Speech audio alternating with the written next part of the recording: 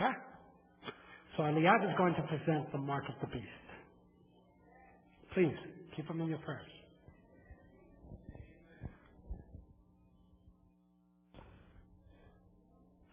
All I gotta say is I'm like my father.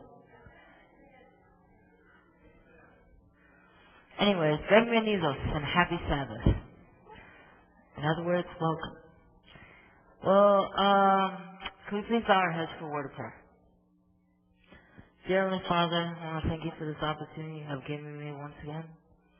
Please bless my lips, mind, and heart, and may the words I speak come from you, and bless the ears who are about to hear this. In I pray. Amen. Well, my sermon title today is The Day Water Burns. Now, in everyone's sermons, there's always a story. So guess what my sermon's going to have? Yeah, a story. So, the story today is about King Ahab and Elijah. Now, King Ahab would have been a great king if he wanted to worship God and not Baal. So he told the Israelites to worship this idol, this pretty hideous idol. And they did. And everyone in Israel worshipped it, except a few of God's chosen people, which one of them was Elijah. And God was not happy with this. And so he sent Elijah to go to King Ahab and tell him there will not be rain or dew until God tells me so to tell you. And so King Ahab got mad because what Elijah was pretty much saying was that my God is real and your God is fake. For King Ahab's God, for what he said, that the God of King Ahab was the God of sunshine and rain. So he was saying that his God is fake and my God is real. So he got mad and sent pretty much a rest for his death. But God took care of him. He got a place where he could drink, and ravens fed him. And ravens fed him food. But the sun had been beating on the earth for too long, and the brook dried up. But God still had a plan. And God told Elijah to go to a place called Zarephath. Thank you. And so he did. He went on the long journey to Zarephath, where he met a widow. And he asked the widow if he could feed him some food and give him a drink of water. The woman looked very sad, and she said, "I'm sorry, but I would, but me and my son were going to have the last of the few drops of oil and a few ounces of flour, and then we would starve."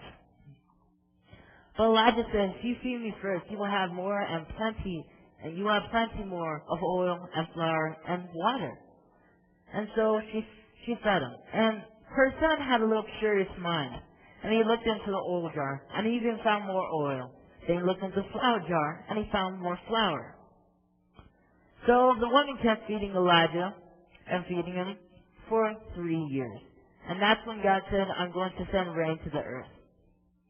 And so he went to King Ahab and told him to go with all the Israelites and meet on Mount Carmel. So they did. And he said, "Let's see whose God is really real." So we're going to make 2 altars, one for God and one for Baal. And we're going to put some meat, and whichever God sends fire is a true God.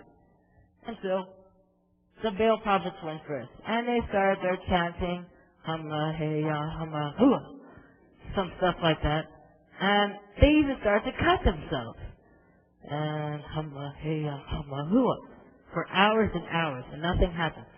Finally, it was Elijah's turn. He did not do any of that "Hama heya hama hua." All he did was ask the servants to pour 12 barrels of water on the meat. Some people watched, some people even laughed. How could such wet wood catch fire? But all Elijah did was kneel and prayed a simple prayer.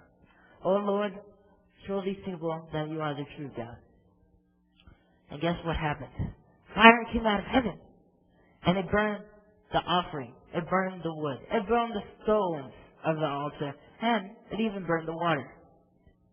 And from that day forth, Israel knew that God was the only true God. King Ahab prayed to a prophet, prayed to Baal, a god of stone. But could that stone do anything for them? Except look ugly? Okay, then no, of course not. The Bible tells us to worship Him that made the heavens and the earth, and only Him. Now, Satan will try to make us worship different things. Now, he doesn't want us to worship idols, flowers, and stuff like that, but it doesn't mean that we don't worship stuff, such as TV, video games, movies, money. All we have to do is love something more than God, and it can be our idol. And he will try to do it. But what we have to do is stay true and obey God. And even in the Ten Commandments it says, "Thou shalt have no gods other than me." And if we obey God, we'll be living happy and lovely lives.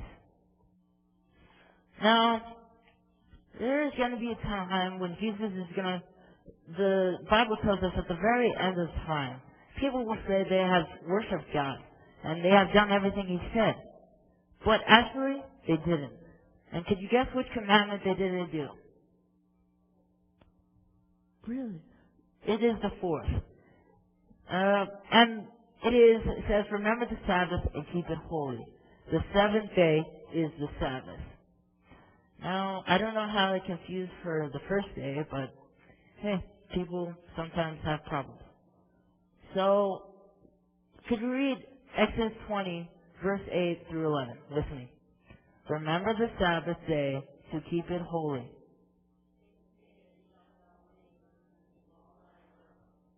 But the seventh day is the Sabbath of the Lord thy God.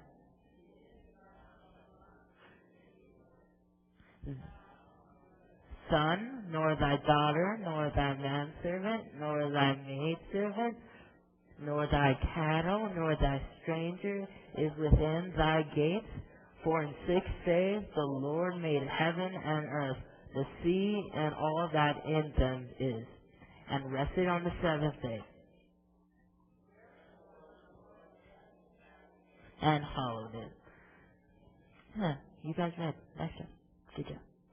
Anyways, so the fourth commandment just pretty much reminds us of how God created the world in 6 days and rested on the Sabbath day. When we worship God on His Sabbath, it is a sign that we love and obey Him. In Revelation 14:7, read it one more time with me. Worship Him. God reminds us to worship Him and only Him because He knows that people will worship something else. Now, 2 verses later, Revelation 14:9, it warns us of a beast. What is